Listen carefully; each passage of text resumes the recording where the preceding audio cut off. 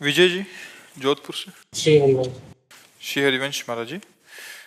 महाराज जी, आप कह रहे हैं कि कृत्रिम, महाराज जी आजकल एआई का एक बहुत वो आया है कि जो भी आप उसमें डालते हैं वो एक नई दुनिया की रचना कर देता है। तो कह रहे हैं कि पहले ही मनुष्य ध्यान साधना और प्रकृति से एकदम विलग था और एक स्वप्न में एक और स्वप्न की रचना का एक माया का ऐसा जाल हो गया। तो महाराज जी इसमें हम अपने आप को कैसे, अब कलयुग ऐसा व्यवस्था करता जाएगा कि आपका मन अंतर्मुख भजन में न लगने पावे।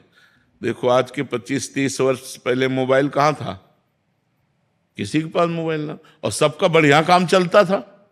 अब भला बिना मोबाइल के काम चल सकता है? कैसा फांस लिया कलयुग ने। सबके पास मोबाइल, चाहे संत हो, चाहे रिक्शा वाला हो, चाहे पदाधिकारी हो, चाहे किसान हो, किसी के पास भी हो, स्मार्ट के नीचे है ही नहीं।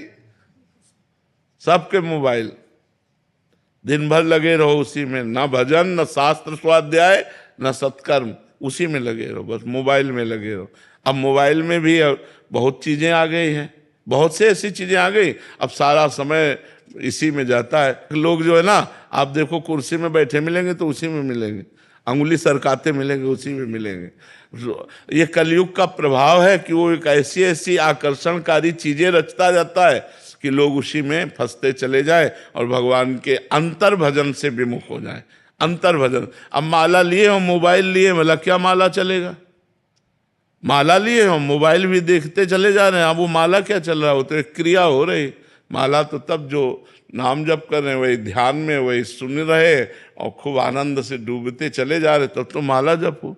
तो भाई अब ये चीजें तो कलयुग और आगे आविष्कार आएंगे, ऐसे आविष्कार आएंगे जो भजन विहीन करते चले जाएंगे हमारा सारा मन। अब रामायण पढ़ने में, महाभारत पढ़ने में, भागवत पढ़ने में, वेद पढ़ने में किसका मन लगता है? अब बताओ।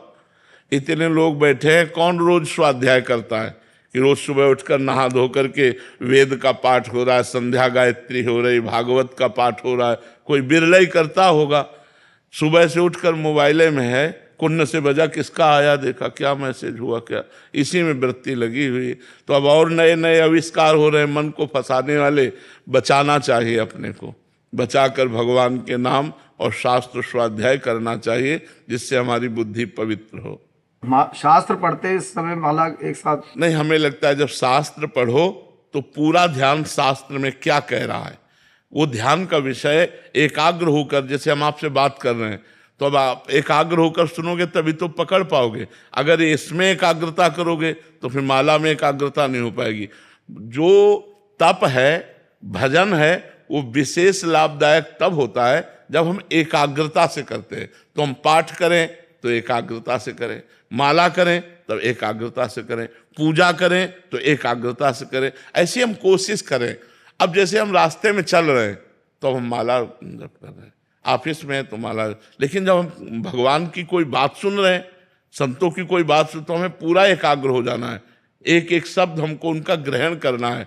अगर हमें खाली समय मिलता है तो राधा राधा, नहीं तो हम पूरा समय उनकी बात में देते हैं, क्योंकि बड़ा दुर्लभ होता है, संत समागम बड़ा दुर्लभ होता है।